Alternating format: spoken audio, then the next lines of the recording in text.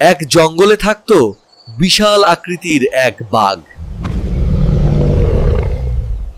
বাঘটি ছিল শক্তিশালী, তার গর্জনে কাঁপত পুরো বন। জঙ্গলে ঘোষণা করা হলো এমপি পদে নির্বাচন হবে। সেই আসনের প্রার্থী হয়েছে 4 জন: বাঘ, হাতি, হরিণ ও শিয়াল। আমি সবচেয়ে শক্তিশালী, আমি জঙ্গলের রাজা হলে কেউ গোলমাল করতে পারবে না।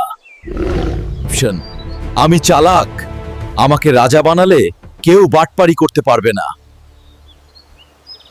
আমি অনেক বড়, আমি রাজা হলে আমার ভয়ে কেউ গোলমাল করবে না। হ্যালো সবাই, আমি হরিণ। আমি শক্তিশালী নই, কিন্তু আমি সৎ। আমি চাই আমাদের জঙ্গলে সবাই শান্তিতে থাকুক, সবাই যেন একে অপরকে সম্মান জানায়। আজ ভোটের দিন এলো।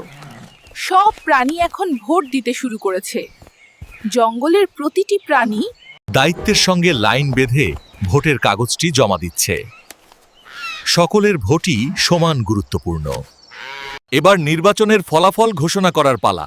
এই নির্বাচনে 120 ভোট বেশি পেয়ে জয়লাভ করেছে হরিণ। শক্তি নয়, শাসনের জন্য দরকার সততা। সেদিন থেকে জঙ্গলে শান্তি ফিরে এলো।